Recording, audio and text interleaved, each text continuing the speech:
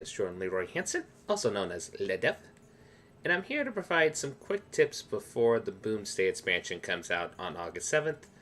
And I thought for people who are coming into this either new, experience, or pretty much the casual tournament grinder, I thought I would offer some quick tips just to get a quick video out, plus also to help people out once they get their hands on the Boomsday Project. So, first I want to start with some quick tips for beginners. So let's say you start the game right out, you go for the tutorial missions, and I'll make the presumption that you have done the Innkeeper missions to help unlock the other class decks and such.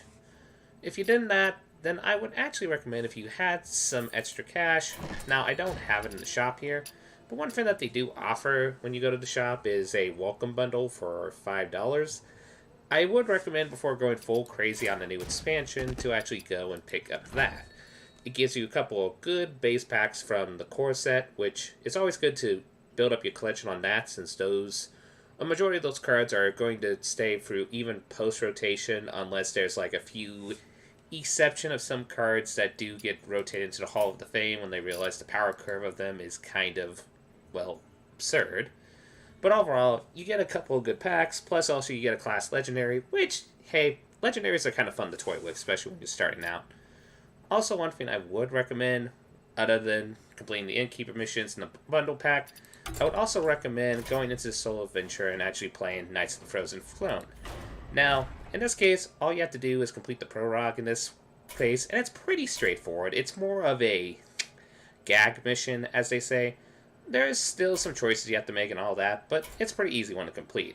Once you do that, you actually unlock the treasure where you get actually a random legendary Death Knight card for a class. So that's why I kind of recommend doing this once after you complete all the Innkeeper missions and unlock all the basic class decks. That way, whatever random Death Knight you get, you can actually just toy with it in the following deck. You know, get more new options. Also, you can complete these wings if you want to try to get access to packs from the Frozen Throne. You get like one pack from each wing. I would be very cautious though and be prepared because the challenge level of these wings vary in difficulty. Some of them can be actually relatively easy, while some are very, very, very hard.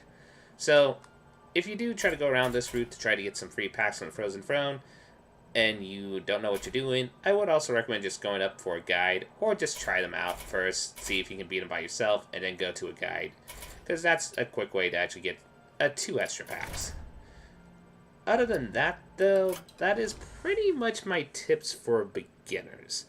Now let's go to the free-to-play grinder tips as my quick tips. One of them I always have to recommend for someone who's beginning to do the free-to-play grind. When they go starting a new expansion, most of them get tempted, like they open the packs that they were able to get for free when they saved up their gold. And the first temptation is to take the cards that they know that they're not going to want. Let me include uncraftables here to actually get to my next point. And essentially they're like, okay, I see this one deck that's first week in the meta that's actually seems like the talk of the town. I'm going to discraft all the cards I'm not really playing at the moment, and then craft it, and then actually get that deck. This is a trap. I would highly not recommend doing it right off the first week. I would say, even though it feels very tricky, I even also recommend this for beginners as well, who try to go into the Hearthstone and be like, oh, what's the top deck of the month, yada yada yada.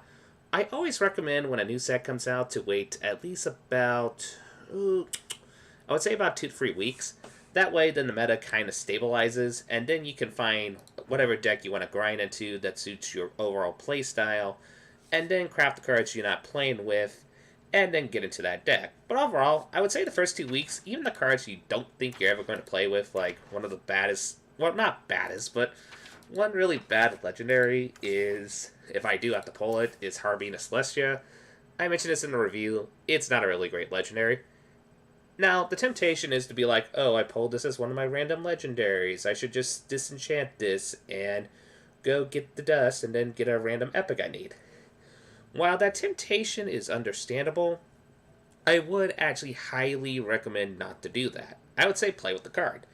there are some times where cards that you don't think are going to see play, sometimes out of the random realms of brewers everywhere, doing some unicorn style decks or actually finding a unique synergy, actually found a card that actually is ridiculously powerful. Like the last one I could remember was when Kobolds and Catacombs came out. Everybody was kind of misinterpreted Corridor Creeper, and well, many people who are experienced in the game realize the Winter of the Corridor Creeper, as many people would want to joke. Boy, that card was absurd before it was nerfed. But yeah, that's one thing I would recommend. And one that I would also recommend for the free-to-play grinders and also the people who are beginning out. If you do the route where some people use the grind, where they do the arena route, always remember with the arena, it is a fun way to get a free pack and also just try out more games and such with limited formats. One thing I would recommend, though, is if you still have a beginning collection, I always recommend, like, when you play the quest and gain your gold, always do it like, I would say, 150, the first 150 gold you get, always do it on an arena mission, and then the other 100, then just go and buy a classic pack. Like I said, you do kind of want to build up your classic set. That is going to be a collection that will stay solid for a majority of the time. One tip that is not really for any general player, but I noticed that many people do not realize this, so let me actually go to Uncraftable and include the Boomsday Project. One thing you can actually do is, when you look close at a card, you actually kind of see this funny little flavor text here. Now, many people forget about this, or they don't realize this, so if you want to find something to do before the expansion, or maybe this video comes out during the expansion, I would say look at these cards' flavor text. Some of them are actually pretty freaking hilarious.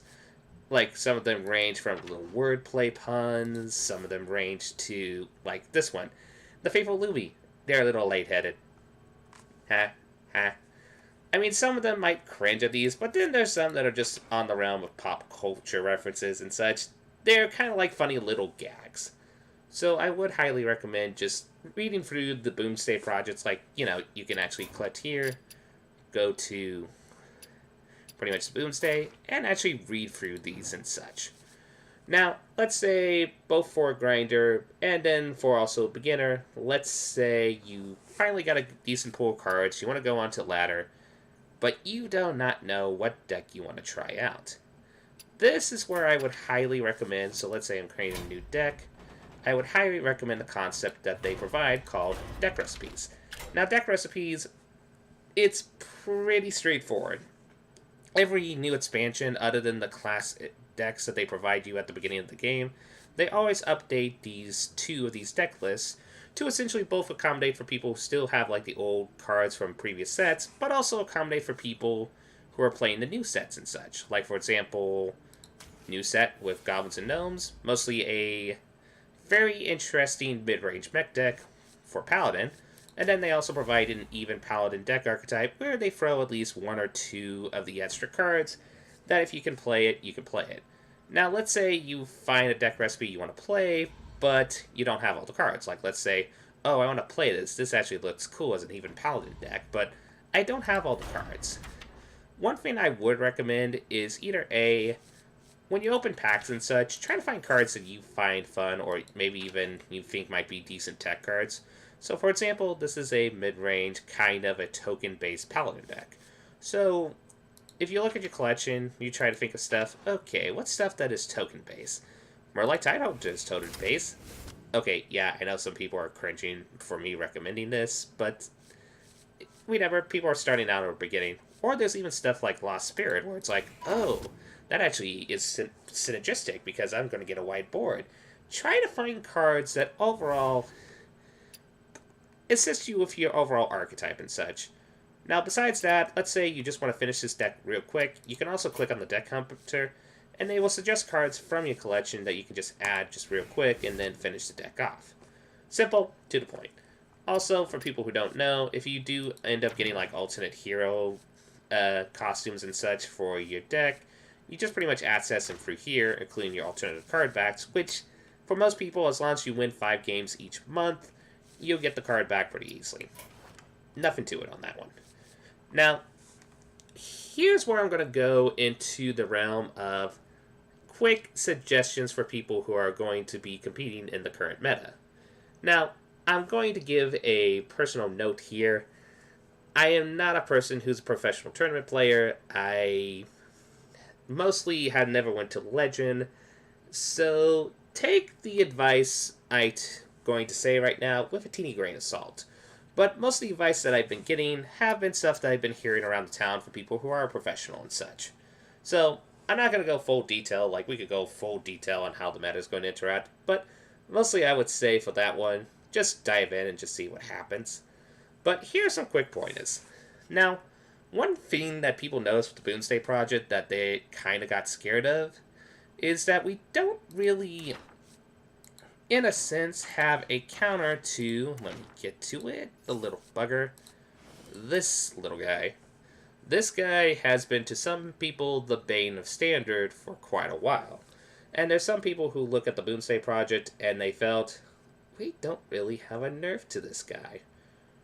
Well, I'm going to offer a little insight and say, we kinda did. And it's kind of a weird, subtle one, so I'll go quick into it, but mostly what we do is, if you can have access to this legendary, we do have a counter to it, which is, let me get to the Mademoiselle. There we go. This legendary, Azalina Soul Thief. Now, Azalina Soul Thief, people played with this card, but they're wondering why this card is actually a lot more better now, post this new expansion to help counter Shuttlewalk decks. Well, this is because of a patch they recently did with pretty much what they do when they change some of the rules tests and such. So now with the rules tests change, when you copy cards from your opponent's hand, originally before the patch, they actually kept their original converted mana costs of what they would be if you started out. With now, though, they actually keep reduced mana costs that the opponent had able to get when you copy their hand. This is very, very, very, very relevant, because most people who are the tournament and rank grinders know that the main way Shaman Shuttlewalk wins is pretty much Serenite Chain Game, make a bunch of copies, and then use Grumble to bounce those up, and then their one-cost copies, all the Battlecry burst, and then just essentially burst, burst, burst, kill you, and you feel pretty sad. With Azalina Soul Thief, we do actually have some counters now with that. So I would say one tip I would recommend if you see people trying to go all over with the Shuttlewalk, I would highly advise with whatever your deck archetype is, try to make it a little bit Battlecry-centric, with also the possibility of having Azalina in your collection. Because when they try to go off with their combo, they're like, oh, I got this. Well, now you can actually steal their Shuttlewalk and use your Battlecrys to their advantage. One tool that actually came from, let me go to, there we go, that actually came from, thanks to the Witchwood, or not the Witchwood, the Boomsday, let me get to it, it's a 5-cost spell, it's the Sephorium Bomber, there we go. This, I was originally scared at first, because I thought, oh no, this is a card that's actually going to be played in Shuttlewalk. But the more I thought about it, I was like, oh wait, this is actually a tech card to help combo against combo decks like Shuttlewalk and inevitably Marrowghost Druid if that's going to be popular, which, here's a hint, people are going to try it out at the very least, I'll give you that right off the bat. But why does this kind of counter the combo? Well, a majority of those combo decks are very draw-centric. They like to dig into their deck, they dig deep into their deck, and then they try to draw cards like this. They accidentally draw the bomb, deals damage. It's kind of like a delayed burn spell, which can help you advance to try to finish the opponent off before they try to recover. Also, then I would say, once you have that in mind, try to also think of Battlecrys that would still overall benefit your game plan. Okay, we don't have to include this, but are just great Battlecrys in general. Like, let's say, for example, the burst damage ones that people think of right off the bat is, say, one that I've seen people playing, at least as a budget option at the moment, that's also good for the Shuttlewalk shenanigans, is, let's see, a card that came from Kobolds of Catacombs. Let me find a little bugger. There we go. Kobold Apprentice. Deal free damage randomly, split them on all energies. aka burst damage. And then when you play the Shuttle Walk, like, I'm using this as a base example, I would recommend just going into your collection and think of beneficial battle cries that you can repeat. And people are asking, well, how do I repeat with the Shuttle Walk? We never won thing with Azalina Soul Thief. Azalina Soul Thief is a battle cry. So what happens is, you essentially, to put an amount, most likely the Shuttle Walk combo is going to go off on turn 9 or turn 10. You'll be having 10 to 9 mana at that same time. So you play Azalina Soul Thief on turn 7 once they try to go off with their combo. Chances are they're going to have a Shuttle Walk in their hand that does cost 1 since due to the whole interaction. I'm not going to go into detail. You can listen to many people gripe about the interaction and figure out how that gone. But basically what it amounts to, you copy their Shuttle Walk and then you play it. So then you have all your burst damage ones like Kobold, Apprentice, Seaforming Bomber, whatever ones you decide to brew within your deck archetype. And then you'll get another one, because what happens is, it repeats also the battle cry of Azalina Soul Thief, which then brings the Shuttle Walk back into your hand. Still has the same reduced mana cost, you play it again, and then that's kind of a very roundabout way to essentially counter that deck archetype. Now, another one that's also scaring people quite a bit is the inevitable rise of the Druids. And yes, I am going to admit, Druid has a lot of scary tools. Don't get me wrong. But there's some that I think people are kinda overrating. So, I'm going to just stop right after this little thing, because I think the most fun from an expansion is actually just to discover the meta and try to figure out how to counteract it and such. But I feel like this is one insight that people have been disregarding, and it's this card, Biology Project. Each player gains 2 mana crystals. Now, many people are legitimately scared about this card because they hear, well, here's the classic quote-unquote statement I hear with this card. Well, Druids are efficient with their mana ramp, and usually your opponent is not, so you can actually ramp and then do Ultimate Infestation or all the crazy stuff that Druid can do, and you're going to get the most benefit out of this, right? This must be the best project, right? Now, for the record, for people who are new to what the Boomsday Project is, project cards are essentially cards that are powerful spells, but each player gains a benefit. Like in this case, each player gains 2 mana crystals. And I'm going to say a slightly controversial opinion. If you ask me personally, I think this is the worst project, and I think this is actually a legitimately well-designed trap card that Blizzard designed. Now, some people are wondering, tilting their head sideways and being like, no, this is amazing for Druid. Why do you think this is a bad card? Well, I'm going to have to go into an example here for people who play Hearthstone for a while. Remember when you're ranking in the ladder or even playing an arena where you get the, as I like to call it, the Oi hand? Like the hand that is bad? Like, let's say you don't have any powerful 1 or 2 drops, but you somehow draw your 3 drops, you draw your 4 drops, and you're like, ugh.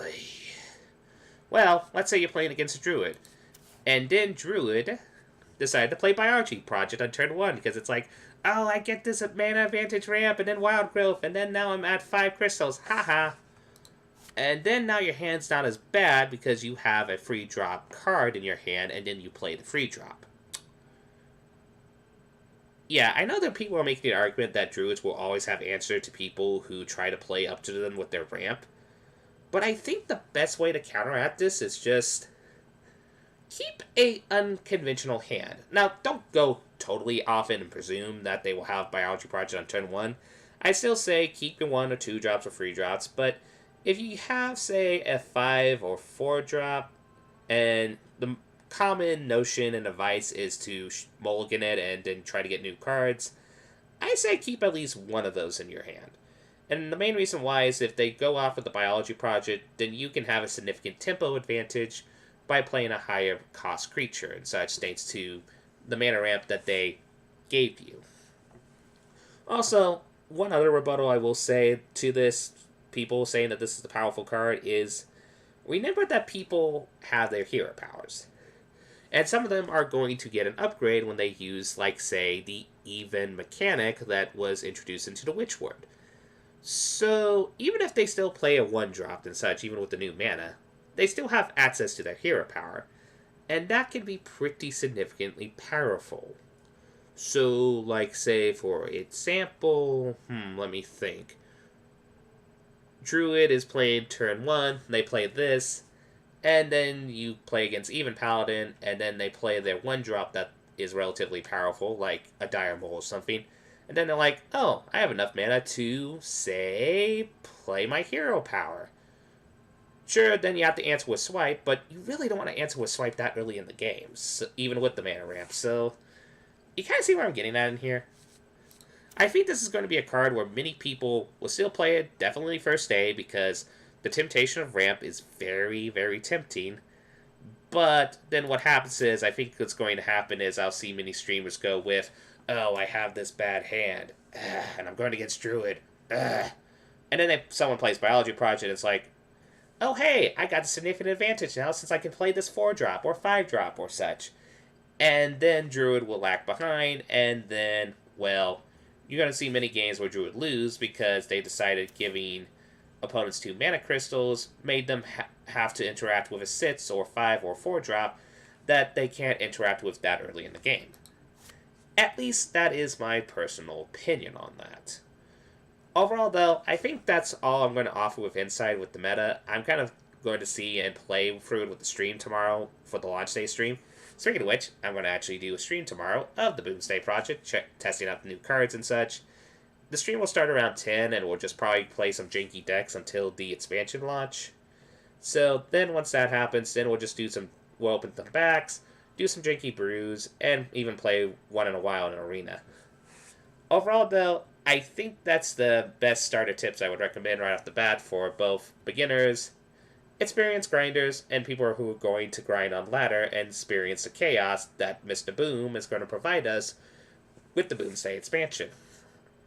I hope you all have a lovely day. This is LevDev, signing out. Bye-doo!